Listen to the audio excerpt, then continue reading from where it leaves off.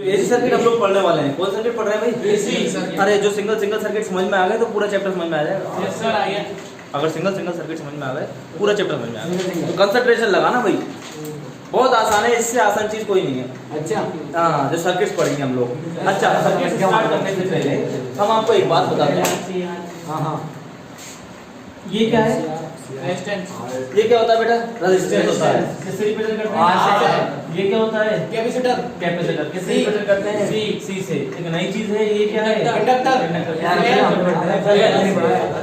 किससे रिप्रेजेंट करते हैं बेटा इसको? एल से रिप्रेजेंट करते हैं, है ना? तीन चीजें हैं। ये क्या है बेटा? रेजिस्टेंस। रेजिस्टेंस क्या करता है? करंट को रोकता है।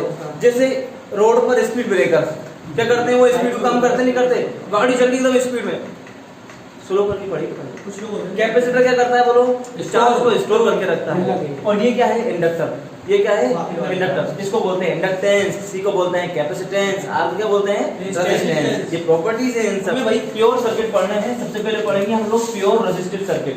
कौन सर्किट पढ़ रहे हैं? बड़े ध्यान से समझना है इनको। Pure resistive AC circuit.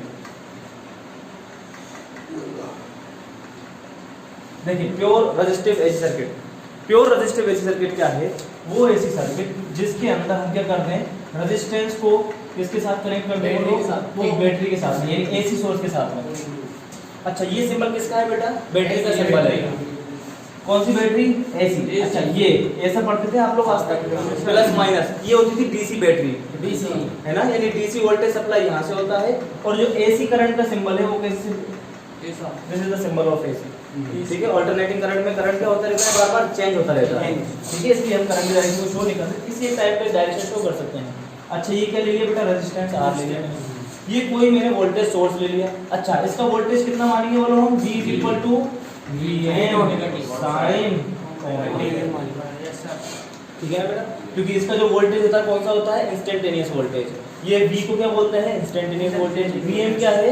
Magnetic voltage. Omega क्या है इसकी? Frequency, angular. और ये जो भी है ना, इंस्टेंटेनियस वैल्यू होती है। यानी एक अल्टरनेटिंग सोर्स को मैंने रेजिस्टेंस के साथ लगा दिया सीरीज कॉम्बिनेशन के, तो इस तरह की सर्किट को क्या बोलेंगे हम लोग? Pure resistive AC circuit. जब pure resistance is connected with a AC source, then this circuit is known as the pure resistive AC circuit. Clear है? थ्योरी लिखनी है वाली। When a resistance is connected with a pure AC circuit, pure AC source, then this is known as the pure resistive circuit. Clear है? अच्छा, अब इसके अंदर एक बात बताओ, क्या इसमें से कुछ करंट फ्लो होगा? आई करंट फ्लो होगा नहीं होगा? अब इसका वोल्टेज तो मेरे को पता चल गया कि इंस्टेंटेनियस वोल्टेज तो क्या है इसका? Vm sin omega t। इसको दे दे इक्वेशन नंबर 1। इसमें समझो हमको पढ़ना क्या है। इसके अंदर एसी सर्किट के अंदर हम लोग रिलेशन निकालेंगे वोल्टेज का और करंट का। किसका रिलेशन निकालेंगे? वोल्टेज का और करंट का। अच्छा, अब भाई डीसी का जो आप लोगों ने ओम लॉ पढ़ा होगा बचपन में, ओम लॉ क्या कहता है कि V is directly proportional to I। इस तरीके से आगे आप बना देते जल्दी से, बना सर। V को बढ़ाने पर I की वैल्यू बढ़ती है। डीसी के लिए सिंपल होता था, बट एसी जो क्वांटिटीज हैं जो अल्टरनेटिंग करंट पर चलती हैं वो कैसी होती है बेटा? थोड़ी सी कॉम्प्लेक्स है। एसी वाले सर्किट कैसे हैं? कॉम्प्लेक्स सर्किट है। अब इनको ग्राफिकली रिप्रेजेंट करने के लिए एक नई टर्म का हम लोग यूज करेंगे जिसको बोलते हैं फेजर। क्या बोलते हैं इसको? फेजर। अच्छा, फेजर क्या है? फेजर एसी क्वांटिटीज हैं। कौन सी क्वांटिटी? एसी। एसी मतलब नहीं, एसी अल्टरनेटिंग करंट क्वांटिटी है ना। जैसे अल्टरनेटिंग करंट, अल्टरनेटिंग वोल्टेज, इनको क्या बोलेंगे बेटा? फेजर बोलेंगे। जब इनको हम ग्राफिकल रिप्रेजेंट करते हैं, ग्राफिकल क्या करते हैं? रिप्रेजेंट, तो जो डायग्राम बनकर आएगा उसको क्या बोलते हैं हम लोग? Phasor diagram. ठीक है, यानी अल्टरनेटिंग करंट वाली जो क्वांटिटीज हैं, like as alternating current, alternating voltage, इनको जब ग्राफिकली रिप्रेजेंट करेंगे हम तो फेजर डायग्राम। अच्छा, अब फेजर को कैसे रिप्रेजेंट करते हैं? यानी मुझे अगर करंट को रिप्रेजेंट करना है तो हम लोग एक एरो के साइन से रिप्रेजेंट करते हैं। किस साइन से? एरो। जो एरो का साइन है और जो एरो का मैग्नीट्यूड है, ये किसकी वैल्यू को बताएगा? मैक्सिमम वैल्यू को। सपोज कर लो ये एक एरो जितना बड़ा बना दिया, एक और इतना बड़ा बना दिया। मैं कह रहा हूँ कि एक तो Vm ये है, दूसरा Vm ये है। बताओ मैक्सिमम वैल्यू किसके अंदर ज्यादा है? नीचे वाले में, सेकंड वाले में। समझ में आ गया? यानी एरो की जो लेंथ है ना, एरो का जो मैग्नीट्यूड है वो क्या बताएगा हमारे को? मैक्सिमम वैल्यू को बताएगा। क्लियर है? इसी तरह मैं एक तीसरा बनाऊंगा, बोलो करंट का बना दूंगा। करंट का भी इस तरीके से होगा, यानी एरो के साइन से लिखना है। सिंबल क्या होता है बोलो? फेरो का जो फेजर डायग्राम है कैसे बनाएंगे बोलो? एरो के साइन से। अभी इसको पढ़ते हैं थोड़ी सी देर में ना, फेजर डायग्राम क्या है। फर्स्ट ऑफ ऑल मैं इसमें करंट निकालूं। क्या निकालना अपने को? अच्छा, प्योर रेजिस्टिव एसी सर्किट के अंदर अपने को क्या फाइंड करना है, करंट और वोल्टेज। करंट और वोल्टेज में रिलेशन निकालना है कि वोल्टेज के साथ करंट का कैसा रिलेशन है, ठीक है। अच्छा V दे रखा है मेरे को, प्योर रेजिस्टिव सर्किट है, रेजिस्टेंस और वोल्टेज दे रखे हैं, करंट निकालना है तो कौन से लॉ से निकालूंगा मैं, ओम्स लॉ से। अरे ओम्स लॉ रेजिस्टेंस बताता नहीं बताता है ना, तो क्या लिखेंगे from Ohm's law. Ohm's law से करंट निकाल सकता है नहीं निकाल सकता। ओम्स लॉ का फार्मूला क्या होता है, I। क्या मैं यहाँ से I निकाल सकता हूँ, that means I is equal to V upon R। ठीक है, कॉन्सेप्ट समझना भाई। Yes sir. ये कर दिया मैंने, अब V की वैल्यू पुट करना है। Yes, sir, V की वैल्यू कितनी है, V की वैल्यू क्या है, I is equal to Vm sin omega t upon में R। यस, अरे Vm को बोल सकते ना V0। Vm को V0 भी बोल सकते हैं ना, Vm को V0 लिख दूं, Vm लिख दूं, बात देखिए, ठीक है ना, दोनों बात सेम। अच्छा Vm sin ओमेगा t, ठीक है। अब एक बात बताना मेरे को, करंट का फार्मूला क्या होता था, याद है आपको, Im sin ओमेगा t। क्या इस तरीके से करंट का फार्मूला होता है क्या, Im sin ओमेगा t होता नहीं होता? Yes sir. अच्छा ये देखना, मुझे करंट का फार्मूला लगभग सेम नजर आ रहा है। दैट मींस Im, अगर मैं Vm अपॉन R को थोड़ा सा अलग कर लूं तो sin ओमेगा t तो मेरे पास आ गया। यानी अगर ये टर्मिनोलॉजी भी Im हो जाती तो करंट का फार्मूला आ जाता नहीं आता। तो इसको क्या करूंगा मैं, Im मान लूंगा। अरे ऐसे मान लेंगे। अभी रुक जा, डेमो देखते रहो, प्रूफ है ना। sin ओमेगा t ये थोड़ी मान लिया, मेरी मर्जी होगी तो मैं मान लिया। अभी बताता हूं कैसे। Im मान लिया, यानी sin ओमेगा t के पास जो भी टर्म है क्या माना हम लोगों ने, Im क्या होता है, मैक्सिमम करंट। बताना एक बार, मैक्सिमम करंट किसके बराबर है, मैक्सिमम करंट के माना है मैंने बताना, Im is equal to Vm upon R। अच्छा ओम्स लॉ याद है आप लोगों को, V इज इक्वल टू क्या होता है, I, या I is equal to V upon R होता नहीं होता। देखना एक बार, I is equal to V upon R, I is equal to V upon R, तो क्या Im is equal to Vm upon R हो सकता है क्या? Yes sir. अगर I is equal to V upon R है तो मैक्सिमम वैल्यू ऑफ करंट की is equal to maximum value of voltage upon R हो सकता नहीं हो सकता? देखो जो भी चीज मानी गई वो ऐसे नहीं मानेंगे ना, उसके पीछे कुछ ना कुछ लॉजिक होगा। क्लियर हो गई, ये मैक्सिमम करंट की वैल्यू आ गई। मैक्सिमम करंट कितना आया बोलो, Im is equal to Vm upon R। और ये क्या हो गया अपने पास, इक्वेशन नंबर 2। ये इक्वेशन नंबर 1 आ गई। अरे वोल्टेज तो ये आ गया मेरे पास, करंट भी आ गया, दो ही चीजें चाहिए थी मेरे को। Yes sir. V is equal to Vm sin omega t, I is equal to क्या है बोलो, Im sin ओमेगा t। क्या वोल्टेज और करंट आ गया मेरे पास? मुझे वोल्टेज और करंट के अंदर ही रिलेशन निकालना है। तीसरी चीज क्या निकालनी है मेरे को, मैक्सिमम करंट। मैक्सिमम करंट कितना है, Im is equal to Vm upon R। R क्या है बताना है यहाँ पर, रेजिस्टेंस है ना, और Vm क्या है, मैक्सिमम वोल्टेज, और Im क्या है, मैक्सिमम करंट। यहाँ तक क्लियर है सबके? अच्छा अब मैंने एक बात बताई थी आपको, फेजर डायग्राम से हम लोग इनके अंदर रिलेशन बताएंगे। किससे बताएंगे, फेजर डायग्राम से। तो देखना एक बार, फेजर डायग्राम ग्राफिकली होते हैं, यानी जैसे आप ग्राफ को पढ़ के पूरी नॉलेज ले सकते हो, इसी तरह खाली फेजर को देख के हम लोग रिप्रेजेंट कर सकते हैं इन दोनों के अंदर रिलेशन। देखना, ये सपोज करो मैंने कोई ये एक्स एक्सिस ले लेता हूँ, ये कौन सा एक्सिस ले लेता हूँ, वाई एक्सिस। ठीक है, अब क्या करना है अपने को, फेजर बनाने हैं। सपोज करो मैं फेजर बना रहा हूँ किसका, पहले वोल्टेज का बना रहा हूँ। किसका बना रहा हूँ, वोल्टेज का। पहले वोल्टेज दिया था तो ये मान लो ये तो कोई वोल्टेज है, और ये किसको रिप्रेजेंट करेगा बोलो, मैक्सिमम वैल्यू को रिप्रेजेंट करेगा, Vm को। ये Vm को, मैक्सिमम वैल्यू ऑफ वोल्टेज को रिप्रेजेंट करेगा। इसी तरीके से मैं क्या बनाऊंगा बोलो बेटा, करंट का बनाऊंगा। अच्छा पहले V का बनाना है हम लोग, किसका बना रहे हैं, V का।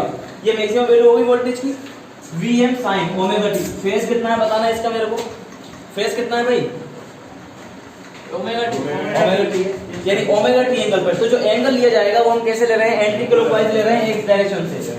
ये एंटी क्लॉकवाइज मैंने ले लिया ओमेगा t। अरे Vm समझ में आ गया नहीं आ गया?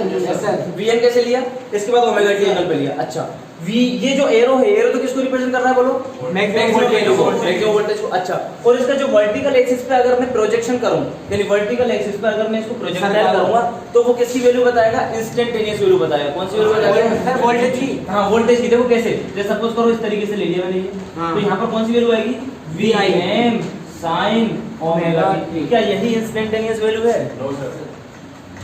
V बराबर Vm sin omega t। V कौन सी वैल्यू होती थी बताओ, इंस्टेंटेनियस वैल्यू। तो जो वर्टिकल, ये हॉरिजॉन्टल कहलाता है, ये वर्टिकल। फेजर का वर्टिकल एक्सिस पर प्रोजेक्शन, यानी यहाँ से मैंने लाइन खींच दी, किसको रिप्रेजेंट करेगा बताओ, इंस्टेंटेनियस वैल्यू। किसको रिप्रेजेंट करेगा, और जो एरो है वो किसको रिप्रेजेंट करेगा, मैक्सिमम वैल्यू को। उसका है ना, क्लियर होगी बात नहीं? अच्छा वोल्टेज का तो बन गया, मैं करंट का देखता हूँ। ये रहा करंट, करंट में Im sin ओमेगा t। अच्छा ये जो साइन के साथ एंगल होता है इसको क्या बोलते हैं, बताओ मुझे, क्या बोलते हैं इसको, फेज। क्या बोलते हैं इसको, दिन बताया था आपको सेम, देखो एक बार वापस देख लो, यानी अगर दोनों सेम फेज में हैं तो साथ में मैक्सिमम होंगे, साथ में जीरो होंगे, साथ में मिनिमम होंगे। सेम फेज का मतलब यही है। क्लियर हुई बात नहीं हुई? अच्छा, मुझे कोई बताएगा इक्वेशन 1 और 2 से क्या करंट और वोल्टेज साथ साथ चल रहे हैं क्या? Yes sir. करंट का फेज कितना ओमेगा टी, वोल्टेज का ओमेगा टी। इसका मतलब करंट भी इसी लाइन पर कहीं ना कहीं बनेगा, करंट भी ओमेगा टी एंगल पर ही कहीं ना कहीं बनेगा। ठीक है ना? अच्छा, अब देखते हैं करंट की वैल्यू ज्यादा है, वोल्टेज की वैल्यू ज्यादा है। बताओ इस वाली इक्वेशन से देख के करंट की वैल्यू ज्यादा है, वोल्टेज की ज्यादा है? वोल्टेज की सर नहीं सर वोल्टेज क्या है? बराबर है सर, बराबर है। देखो सपोज कर लो वोल्टेज कितना 10 वोल्ट है, कितना वोल्ट है 10 वोल्ट, तो रेजिस्टेंस भी तो होगा कुछ ना कुछ, तो करंट की वैल्यू कम आएगी नहीं आएगी वोल्टेज से? बताओ। अरे करंट की वैल्यू वोल्टेज से कम है, क्योंकि वोल्टेज की जो मैक्सिमम वैल्यू उसमें आज डिवाइड कर रहे हैं, इसका मतलब करंट कम है मेरे पास। और करंट भी कितने पर है बोलो? ओमेगा टी पर। और करंट कितने पर है? तो यहाँ पर कहीं भी ले लूं मैं, इसको क्या रिप्रेजेंट कर दूं बोलो? I am. इसका जो वर्टिकल एक्सिस पर प्रोजेक्शन है ये क्या होगा बताओ? I am sine omega T. देखो फेज सेम है इसलिए मैंने क्या लिया? Omega T. यहाँ तक क्लियर हो सब? वापस देखिए एक बार अपने को करना क्या है इसके अंदर। रेजिस्टेंस का वर्क तुम्हें पता है, रेजिस्टेंस क्या करता है बताओ मुझे? करंट को रोकता है। करंट को रोकता है। Yes sir. करंट को क्या कर रहा है? अपोज कर रहा है ना फ्लो ऑफ करंट को। ठीक है, इसके बाद देखो मैंने ये वोल्टेज सोर्स लिया Vm sin ओमेगा t, अपने को निकालना क्या है? करंट निकालना है। तो V और R दे रखा है, तो करंट कहां से निकाला हम लोगों ने? ओम्स लॉ से। ओम्स लॉ से मैंने I V अपॉन R, फिर V की वैल्यू तो है मेरे पास, तो मैंने V की वैल्यू पुट करके क्या निकाल दिया? I निकाल दिया, करंट निकल गया। करंट के बाद हम लोगों ने मैक्सिमम करंट भी निकाल लिया। मैक्सिमम करंट कितना है बोलो? Im Vm upon R। अब क्या बनाना था अपने को बोलो? Phasor diagram. कौन सा डायग्राम बनाना है भाई? फेजर डायग्राम बनाया। तो फेजर डायग्राम के लिए अपन ने क्या करा? एक्स और वाई एक्सिस ले लिए, इस पर पहले वोल्टेज है, वोल्टेज को बना दो ओमेगा टी एंगल पर। ओमेगा टी एंगल लिया है यहाँ से, और क्या बना दिया हम लोगों ने? वोल्टेज बना दिया। ये वोल्टेज को रिप्रेजेंट कर दिया Vm से, और इस पर क्या बताएगा? ये इंस्टेंटेनियस वोल्टेज। इसके बाद किसको बनाना बेटा? करंट का। करंट कितने पर है? ओमेगा टी पर। ओमेगा टी पर करंट लिया, करंट की वैल्यू वोल्टेज से कम है इसलिए करंट तो छोटा लिया है, वोल्टेज ज्यादा लिया है। अभी बस ये फेजर डायग्राम है। तो सर करंट तो अच्छा, सेम ही है। करंट की वैल्यू कम होगी नहीं होगी बोलो? हाँ। क्योंकि रेजिस्टेंस रोकेगा नहीं रोकेगा? Yes sir. अरे रेजिस्टेंस रोकेगा ना, तो करंट की वैल्यू तो कम होगी, सीधी सी बात है। तो वोल्टेज ज्यादा है, करंट कम है। क्या यहाँ से देखो फेजर डायग्राम को बढ़ के बता सकते हो तुम सारी चीजें? कैसे? कि भाई देखो वोल्टेज कितने पे चलता है बोलो? ओमेगा टी पर, यानी Vm sin ओमेगा टी। अरे Vm है sin ओमेगा टी। करंट की वैल्यू क्या है बोलो? Im sin omega T. समझ आ गया नहीं आ गया? किससे बता सकते हो? आप नहीं बता सकते कि दोनों सेम फेज में हैं। दोनों कैसे? सेम फेज का मतलब है जब वोल्टेज जीरो है तो करंट भी जीरो, जब वोल्टेज मैक्सिमम तो करंट भी मैक्सिमम। एक बार यहाँ तक नोट कर। चीज निकालनी है अपने को वेव डायग्राम। क्या निकालो? Wave diagram. क्या बताना है आपको? Wave diagram. क्या फेजर डायग्राम समझ में आया? अच्छा, करंट निकाला हमने, कितना आया बोलो? I Im sin omega T. Voltage कितना आया? Vm sin omega T. क्या पता चला? दोनों कैसे? Same phase.